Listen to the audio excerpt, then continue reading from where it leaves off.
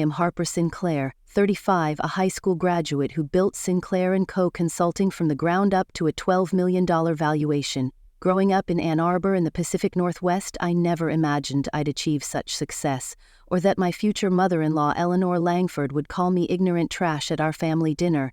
Nolan Prescott, my high school sweetheart and now my husband, always supported my dreams even when his family did not.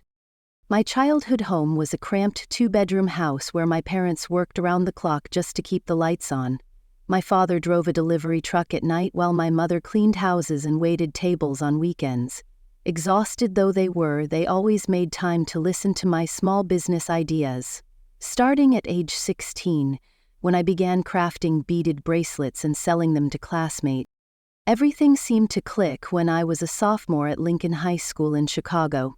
Nolan and I were chemistry lab partners, and he surprised me by praising my bracelet business, only for that pride to be shattered at his family's first gathering. "How do you even support yourself?" Eleanor Langford interrupted, her smile thin as she eyed my simple outfit. Under the yellow glow of the living room chandelier in their Pacific Palisades mansion, my heart sank.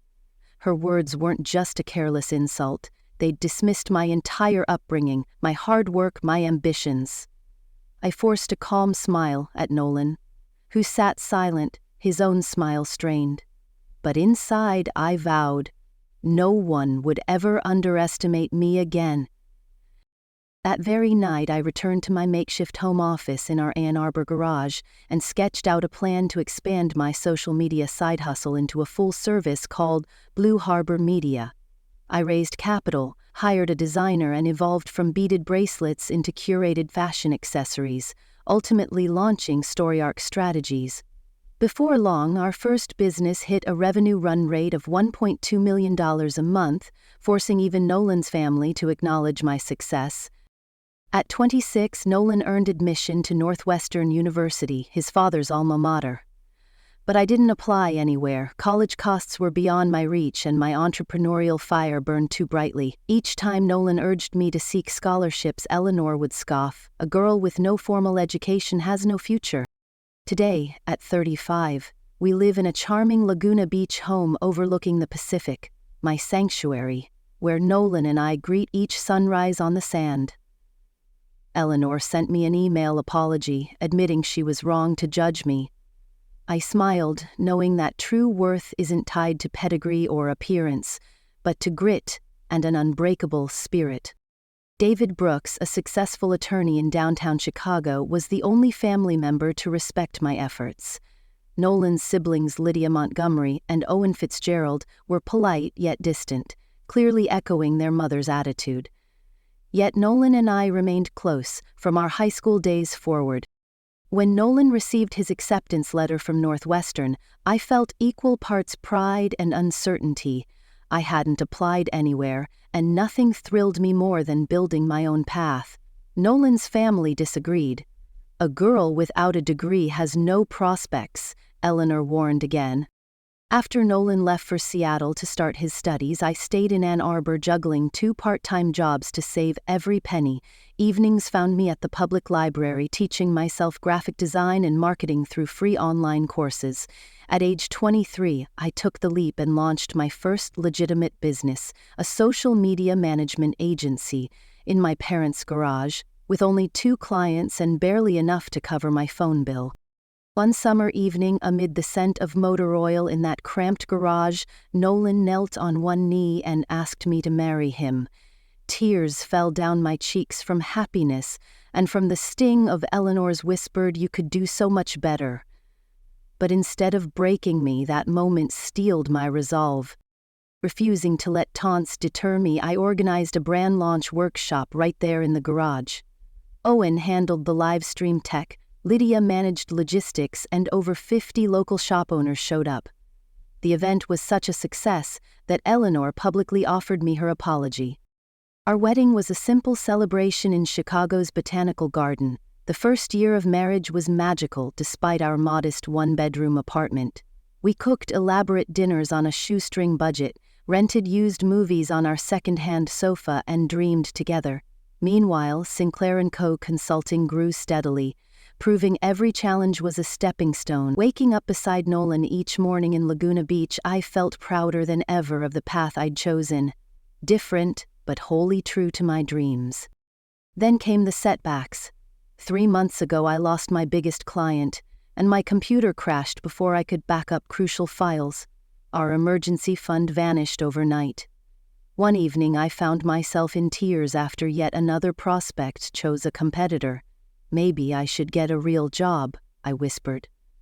Nolan held me close and reminded me that every successful person endures failures. What matters is refusing to quit. I pivoted to an online vintage clothing boutique, but shipping costs and big box competitions sank that venture too. One Christmas dinner at Nolan's family home, Eleanor snapped, "Ever think of going back to school? 2 failed businesses in 1 year isn't promising." On the drive home, Nolan squeezed my hand and promised that one day, everyone would see my vision. That day came unexpectedly when a friend asked me to promote her small Denver bakery on social media. I crafted a storytelling campaign highlighting the personal tales behind each recipe. Within a month, her sales doubled and word spread. Suddenly, 4 new clients requested the same emotionally driven marketing. I realized my true gift, connecting brands and customers through authentic stories, a skill you can't learn in any classroom. I named my new agency StoryArc Strategies and worked around the clock, often still in pajamas, when Nolan came home. I logged 14-hour days learning consumer psychology and the influencer economy. 6 months in, I landed a major regional fitness center chain struggling against national giants. My transformation stories campaign boosted memberships by 35% in 90 days. When I shared that success at a family dinner, Nolan announced it proudly, only to hear Eleanor's usual quip, "Glad they're giving you a chance, hope you charged enough." I simply replied, "They signed a $1.2 million contract, and let that speak for itself." By our 3rd anniversary, StoryArc Strategies had 3 offices nationwide and 25 employees. Our client roster spanned across the Pacific Northwest and beyond, from local startups to major international brands. Nolan's pride knew no bounds. He introduced me as the marketing genius, redefining how companies connect with their audiences. We celebrated with a private dinner in downtown Austin, ordering a champagne neither of us could have afforded a half-dozen years ago. "Look at you now," Nolan toasted, tears in his eyes. "To us," I corrected, "for building this together." With our combined earnings, we bought a 4-bedroom home in Pacific Palisades, close enough for family visits but far enough to maintain our new boundaries. My parents arrived early with homemade dishes and eager hands. Nolan's arrived on schedule with an expensive wine and florist's arrangement. "It's cozy," Eleanor said coolly. "A nice starter home," I replied with a smile. "We plan to be here for years." As StoryArc Strategies continued to flourish, Nolan's support never wavered. Even as Eleanor's passive-aggressive barbs became more frequent, his father, Charles Whitman, offered quiet respect, asking thoughtful questions about market trends. When Nolan's sister Isla hit financial trouble after art history school, I immediately offered to cover her loan payments for a year. Nolan interjected firmly, "It's not charity, it's family helping family." A few months later, when his brother Mason faced a healthcare crisis, I transferred $60,000 without hesitation. Again, Nolan stood by me, insisting, "Family doesn't let family suffer when we can help." That shift changed everything. No longer unaged engaged trash, I had the means to uplift them in ways Eleanor never could. Thanksgiving saw only cautious warmth, replacing outright hostility, and 3 years into StoryArc Strategies, I found myself sitting with potential investors. Among them, a Forbes cover editor, who offered expansion capital and strategic partnerships, while keeping me at the helm. It was around then that Nolan decided to leave his corporate role and join me as Chief Operations Officer, bringing the structure of a Fortune 500 company to our creative venture. Together, we opened a Laguna Beach office focused on sustainable tourism and local businesses, tapping markets we'd never dreamed of. Yet the real turning point was the dinner, when Eleanor finally went too far. accusing me of turning Nolan against his own family. For the first time, he told her mom, "I choose my wife." I rose calmly and thanked Eleanor for her honesty after 8 years. Walking away, I felt tears of relief, proof that self-respect, even across an ocean, was the bravest step I ever took. We spent 6 weeks in Maui, living by the ocean's rhythm, morning beach walks, afternoons working on Zoom, evenings savoring fresh local fare. Virtual leadership proved so effective that we converted our Michigan house into StoryArc Strategies' expanded headquarters and kept a small Evanston apartment for visits. Eleanor eventually visited Maui with Charles, showing a tentative respect in her softened gaze. "You've done well," she admitted over grilled fish. I offered her a glass of wine and said true worth comes from character, kindness, and the courage to grow. Today, StoryArc Strategies operates 5 offices nationwide, employing 30 talented individuals and partnering with brands around the globe. Nolan and I have built a life defined not by pedigree or approval, but by mutual respect, creative passion, and healthy boundaries. If you've ever felt undervalued despite your achievements, know you have choices. You don't have to endure treatment that diminishes you, no matter the family ties. Setting boundaries isn't selfish, it's essential for well-being and healthier relationships. I'd love to hear your story. When did you first stand up for yourself, and what happened next? Share in the comments, and, if this story resonated, please like and subscribe for more on building success on your own terms. Remember, sometimes the bravest thing you can do is say enough, walk away, and discover your true worth. A surprising opportunity came when my best friend asked me to promote her little bakery in Denver. I built a campaign that shared the heartfelt story behind each recipe, touching the customers' hearts. The post went viral and the bakery's sales doubled in just 1 month. I officially launched my new company, StoryArc Strategies, turning my apartment into a makeshift headquarters. Every morning I dove into my computer so early that I often forgot to change out of my pajamas. As I poured all my energy into learning customer psychology, I became convinced I'd found my true calling. 6 months later, I signed a 6-figure contract with a regional gym chain in the upper Midwest.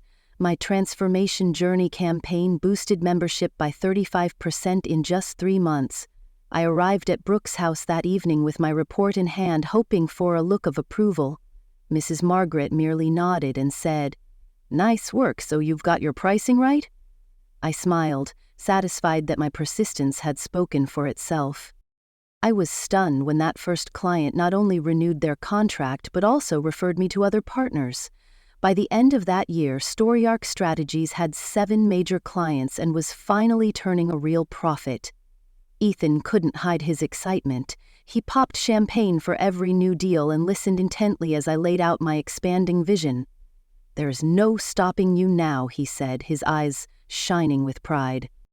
3 years after we married, I no longer worked in pajamas in that tiny apartment. StoryArc Strategies had 3 full-time employees and our own office in the Loop, downtown Chicago. Our clients stretched across the Midwest, from the Pacific Northwest to Wisconsin, thanks to our authentic storytelling strategies that fostered emotional connections.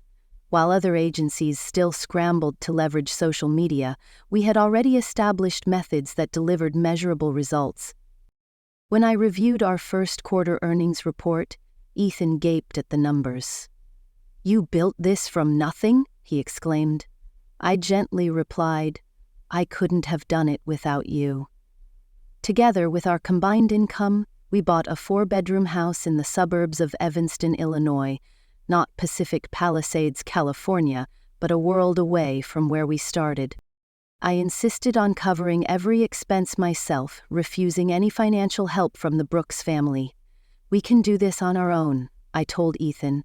Although he deeply appreciated his parents' support, I wanted to prove my own worth, and that strengthened our partnership rather than creating dependency. Our housewarming party highlighted the contrast between our families. My parents arrived early with homemade dishes and pitched right in. Mrs. Margaret and Mr. Walter showed up on time with elegant gifts. "Little house, but charming," she remarked quietly, her gaze assessing. I smiled and said, We love it here and plan to stay a long time." As StoryArc strategies continued to thrive, Ethan became ever more proud of my achievements. He introduced me to friends and colleagues as a marketing master, emphasizing that our story was more than a personal triumph. It was proof that you never give up. Nolan Prescott's support never wavered, even as Mrs. Margaret's attitude shifted from disdain to backhanded praise. Who'd have thought a social media hobby could become a real career? Meanwhile, Ethan's father, Charles Whitman, silently showed his respect. As a self-made man, he understood the struggle of building something from scratch. Everything truly changed when Ethan's sister Grace hit financial trouble. A history of art graduate from Notre Dame, she was drowning in student loan debt and couldn't find a job that paid enough. When Grace broke down crying at Sunday dinner, I didn't hesitate. "Let me cover your loan for a year while you figure out your next step." Mrs. Margaret immediately objected. "Our daughter doesn't need charity," but Ethan stood firm. "This isn't charity, that's what family is for." We awarded Grace a scholarship to earn a digital design certificate at a reputable institute, and I paid off her student loans until she landed a steady job. Seeing Grace's grateful eyes made me realize that helping those you love is more rewarding than any business victory. And when Ethan's brother Michael was diagnosed with a rare throat condition that insurance wouldn't cover, I wired $50,000 to cover his medical bills. Michael tried to refuse, but I simply said, "Family doesn't let family suffer when we can share the burden." After those 2 acts of support, I held sway at every family gathering. I was no longer the uneducated girl in Mrs. Margaret's eyes, but a successful entrepreneur who could change the conversation. By that Thanksgiving, she made a tentative truce, then added, "Who needs college if you can work so hard?" I smiled and replied, "Education takes many forms, and I am grateful for the path I chose." By the time StoryArc Strategies celebrated its first anniversary, we had 25 employees and a new office in downtown Grand Rapids, serving clients all across the United States. I never forgot my roots, hiring young talent from my old neighborhood, offering scholarships to aspiring entrepreneurs, and ensuring my parents never had to juggle 2 jobs again. When the company was valued at $12 million, I sat before investors in Chicago with a heady mix of pride and disbelief. At 33 years old, after all the struggles, I knew I had turned every challenge into a springboard for success. Ethan squeezed my hand, his eyes brimming with pride, proof that every effort, every slight, and every doubt had led to a truly deserved ending. The expansion project officially kicked off right after my successful pitch to a top investor, a female leader who'd even graced the cover of Forbes. She offered to inject capital into StoryArc Strategies, connect us with strategic partners, and provide resources to scale nationwide, while keeping me at the helm. Hearing her praise, "Your digital storytelling is revolutionizing the industry," I felt like all my past efforts had finally paid off. That evening, Ethan and I treated ourselves to dinner at the city's finest restaurant. The bottle of champagne we toasted with 6 years ago would have been out of reach back then, but now its taste was all the sweeter. "Look at the girl who used to sell handmade bracelets," Ethan said, his eyes sparkling with pride. I corrected him, "couldn't have done this without your faith in me." Buoyed by confidence and fresh resources, we purchased a 3-bedroom beachfront villa in Maui, Hawaii, with its own private path down to the sand. It became our sanctuary where Ethan and I could find peace amid the whirlwind of work and family pressures. When Ethan officially stepped into the role of Chief Operating Officer at StoryArc Strategies, he brought his corporate experience and systematic thinking to our fast-growing team, while I continued to lead the creative vision. A year later, we relocated to Pacific Palisades, California, the prestigious enclave where the Brooks family lives. Our new home wasn't right next door to my in-laws, but close enough for Sunday gatherings. I hoped the proximity would ease tensions, but instead everything became more fraught than ever. Sunday dinners turned into silent battles. The moment I mentioned a new contract or a winning campaign, Mrs. Margaret would offer her compliments through a frosty gaze. "It's impressive you manage all this with no formal degree." Mr. Walter would occasionally nod in support, but Mrs. Margaret always dominated the atmosphere with snide comments. When we funded the family's first trip to Europe, I didn't hesitate to book first-class tickets and five-star hotels as a Christmas gift. I also covered Grace's apartment deposit in Denver and paid for Michael's winery wedding in Sonoma County, California. I was proud to share generously, but inside I felt a sting, realizing I'd shouldered the entire burden while everyone seemed to forget that I too needed care. Everything came to light when I discovered that for 2 years I'd been footing the bill for my in-laws' memberships at the upscale golf and tennis club. Shock, hurt, and a twinge of anger welled up inside me. I wondered, is family support truly reciprocal, or am I just the volunteer no one acknowledges? That truth became my turning point when I realized that to restore balance, I had to speak up and claim my fair share.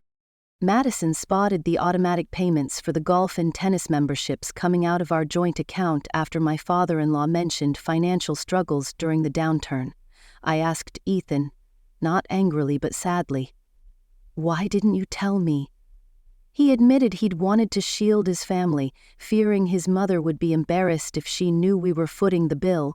In that moment I understood.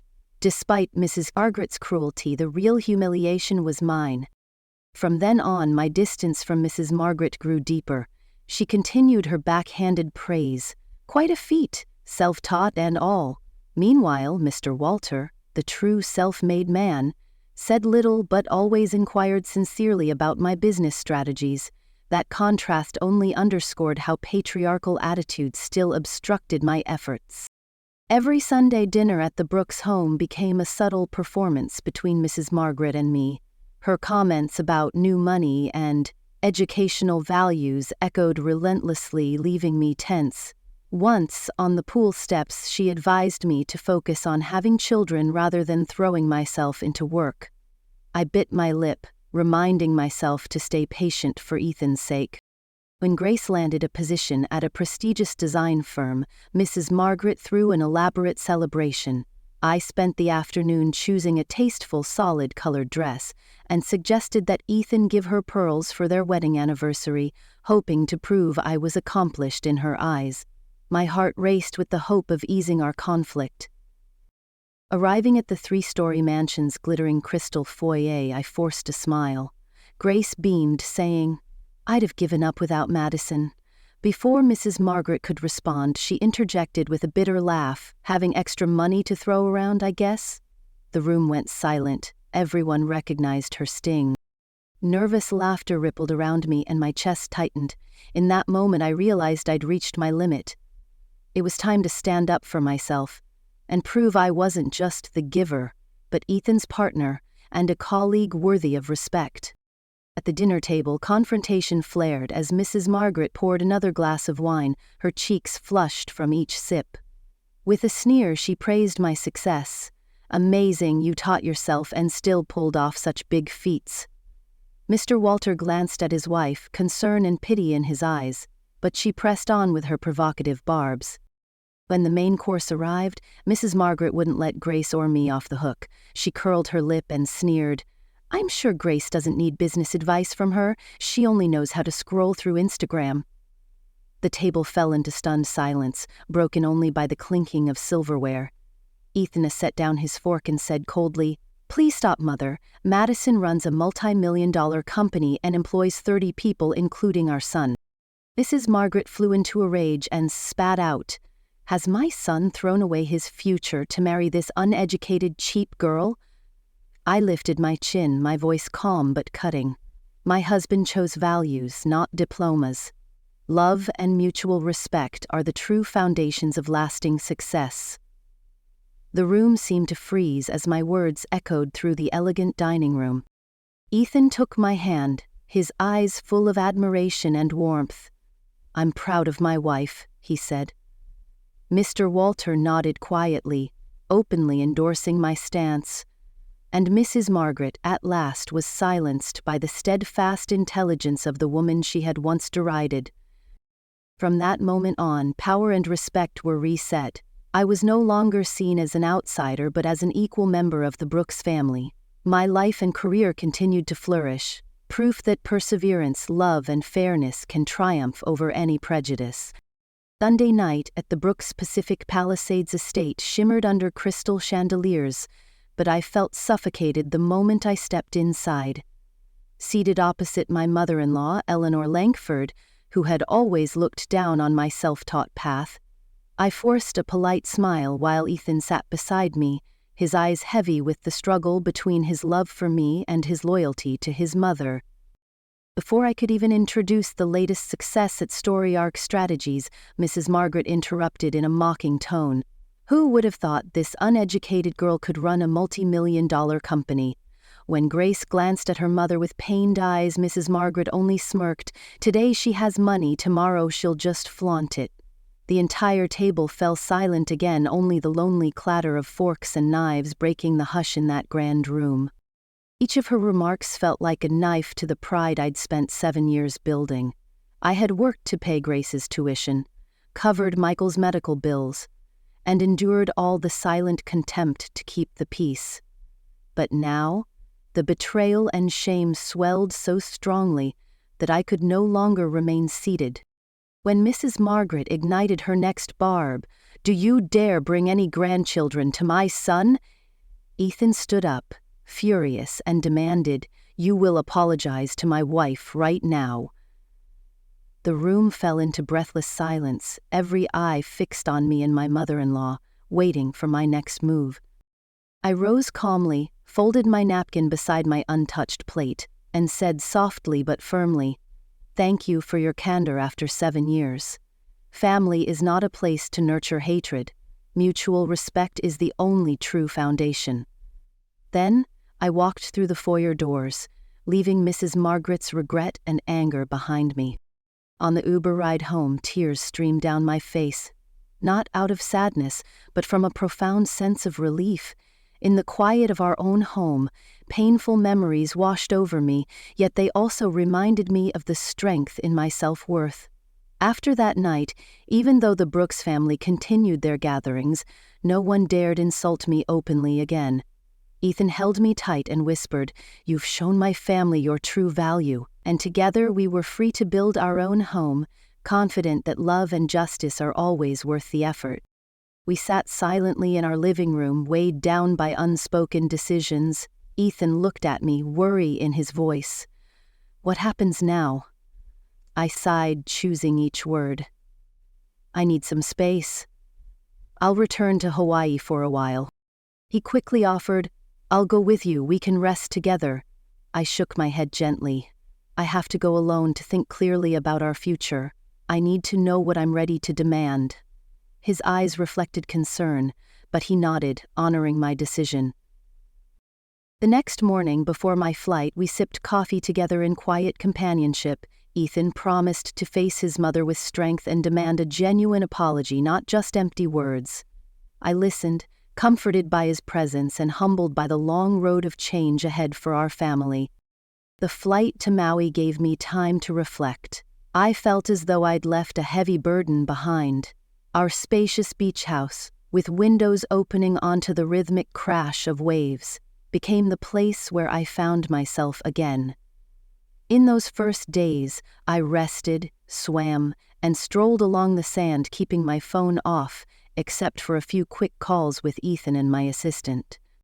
On the third day, Ethan called to say his mother had promised to apologize when I returned, but I knew it was merely a power play. By the end of my first week, his voice grew uncertain. "The company needs you for a presentation at the Galleria in Houston, and I miss you. When will you come back?" I gently reminded him, "The team can handle it. I'm not ready to return." On the 10th day, Ethan told me his mother wanted another family meeting. I replied quietly, "We are husband and wife visiting your family. We are not part of your family with your mother." In my heart, I felt a peaceful wonder I hadn't known in years. Under the Hawaiian sun, creativity flowed through me and I brimmed with energy and confidence like never before. Away from the swirl of pressure, I knew I deserved respect and love without sacrificing my freedom. This was not just a vacation, it was the beginning of a new chapter, where Harper Sinclair found strength in her own heart.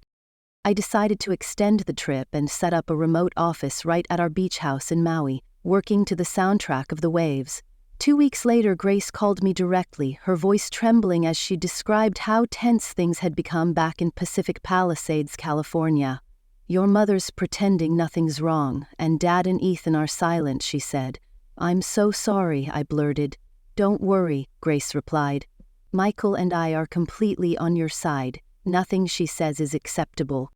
Alone on that distant island, I felt the genuine power of family love. But one evening, Ethan called to tell me he'd already told his family we planned to settle in Hawaii long-term, and my heart lurched. I asked him flatly, "Why would you share that before discussing it with me?" He defended himself, "I just thought it was best for us." His vague answer left me feeling abandoned once more. The distance between us grew, even as I gained clarity about our relationship. For 7 years, I'd always been the one who compromised and protected his family, while he offered only words of support. When Ethan surprised me in Maui after 3 weeks, I was torn between relief and frustration at his sudden intrusion. "I need space," I told him. He sighed. "You're my wife, not a guest." We sat down and talked, like strangers relearning each other's boundaries. The next day, while walking along the shore at sunset, I laid out my terms. "I cannot return to my old life, where your mother treats me as if I'm just a passing mistake. I want you to prioritize our happiness over so-called family harmony." He looked me in the eye, his voice unsteady. "I will always choose you, and I will prove it through my actions."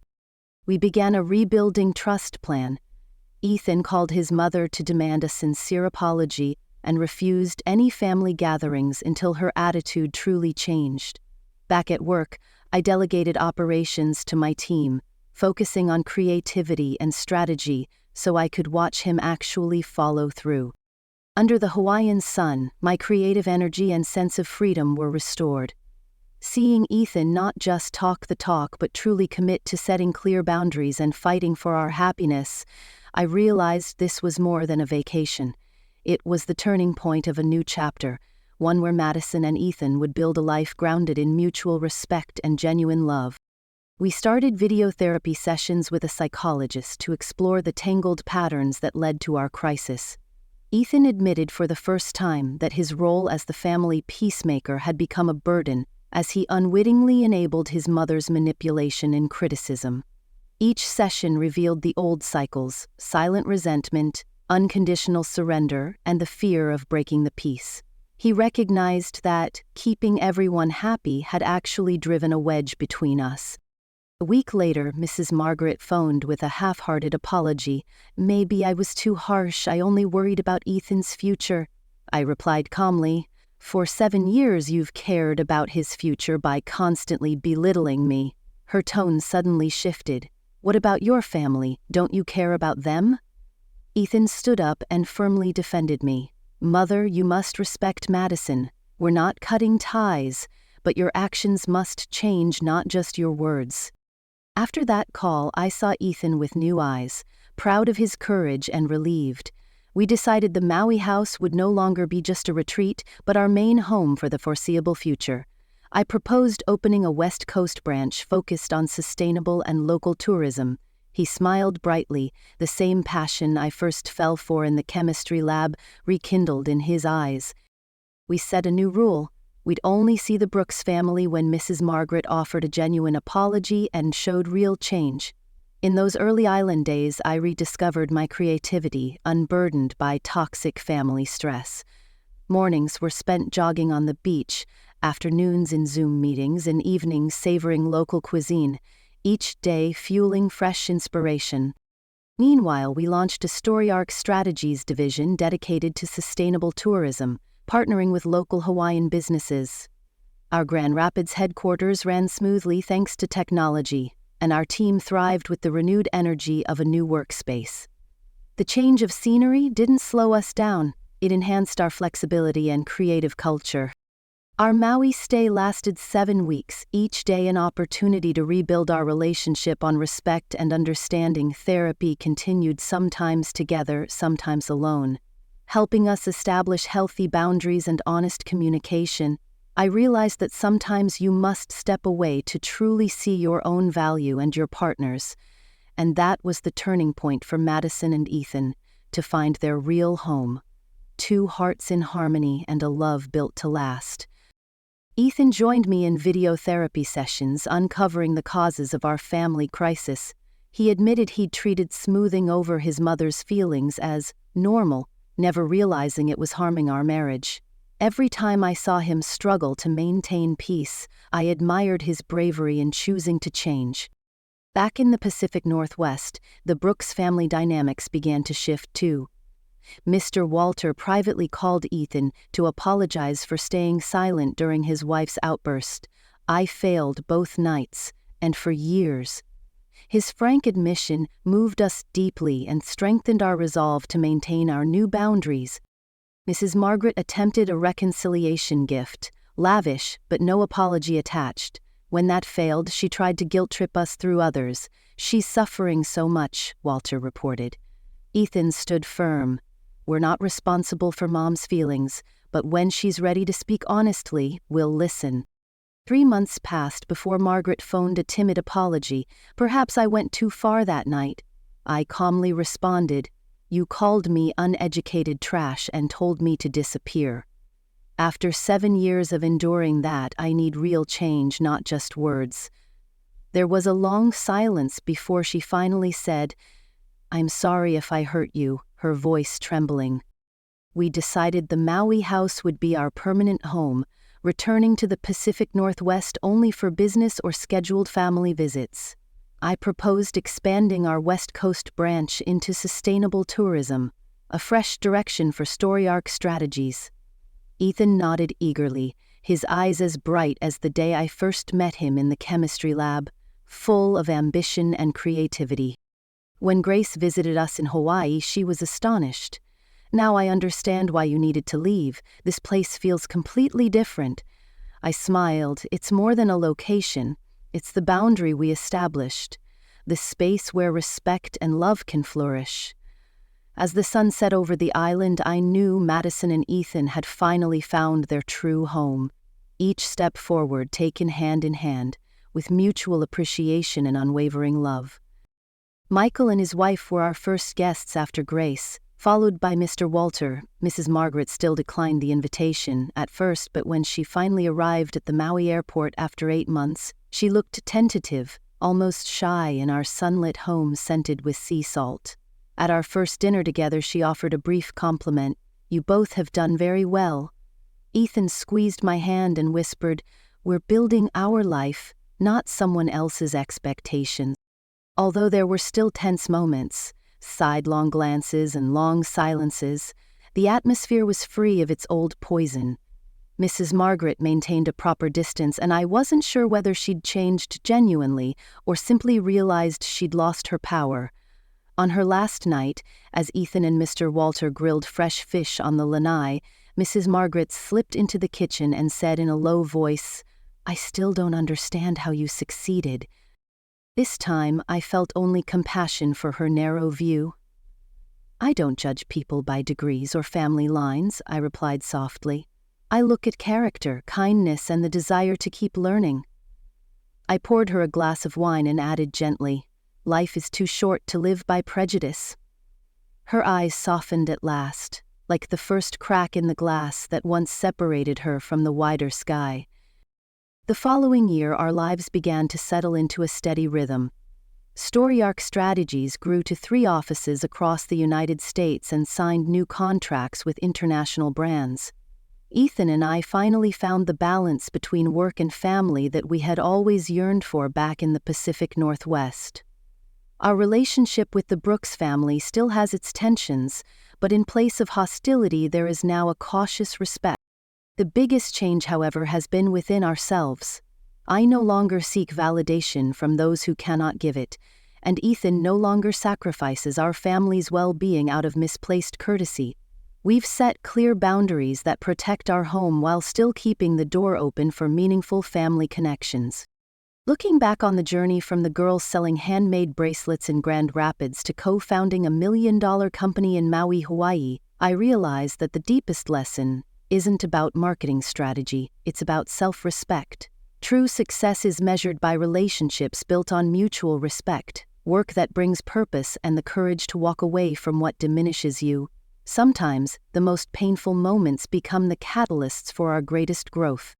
Remember, letting go doesn't just take you far away geographically, it can also free your soul. If you find yourself in a similar situation, giving your all yet feeling unappreciated, know that you always have a choice. No one can force you to accept harm just because of your role or family history. Setting boundaries isn't selfish, it's how you protect yourself and foster healthy relationships. Ask yourself, what can you no longer endure? Answering that question may be the first step on a journey to reclaiming your own worth and happiness. I'd love to hear your story. Have you ever had to choose between preserving family harmony and preserving your self-respect?